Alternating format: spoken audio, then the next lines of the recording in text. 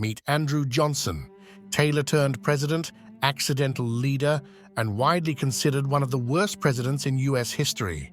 He wasn't elected president, mind you. He was Lincoln's vice president, the guy chosen to help unify the nation during the Civil War. When Lincoln was assassinated in 1865, Johnson suddenly became president, and that's when things got messy. Let's start with the big problem: Reconstruction. After the Civil War, the U.S. was trying to stitch itself back together like a badly torn pair of jeans. The question was, how should the South be reintegrated into the Union? And more importantly, what rights should newly freed African Americans have? Congress, especially the Republicans, had big plans. They wanted civil rights, voting rights, and real change for freed slaves. Johnson? Not so much. Johnson believed in something called restoration rather than reconstruction. That meant letting the southern states back in with minimal changes. No real punishment, no protection for the formerly enslaved, and no guarantee of equal rights. He handed out pardons to ex-Confederates like candy on Halloween.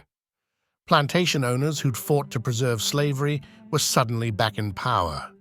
And then came the Black Codes, laws passed by southern states that basically tried to force African Americans back into a second-class status.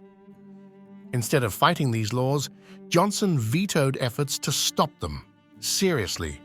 He vetoed the Civil Rights Act of 1866, which aimed to give African Americans citizenship and equal protection under the law. Congress had to override him, one of the first times that ever happened on such a major issue. And that's not all.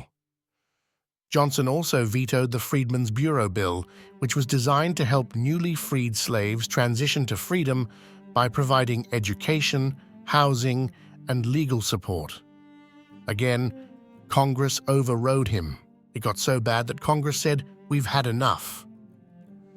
Johnson was impeached in 1868 for violating the Tenure of Office Act when he tried to fire his Secretary of War, Edwin Stanton, without Senate approval.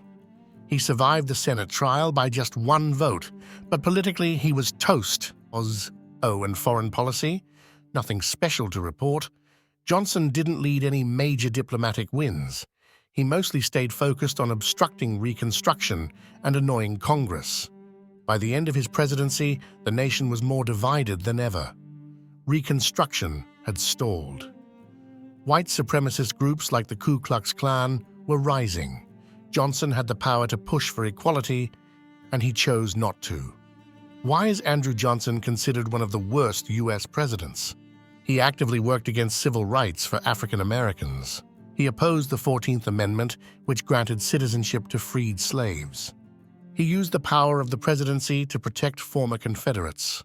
He vetoed key legislation meant to rebuild the country fairly. He was impeached. Even Ulysses S. Grant, who followed him, had to spend years cleaning up the mess. So yeah, Johnson was not the guy you wanted during a national healing process.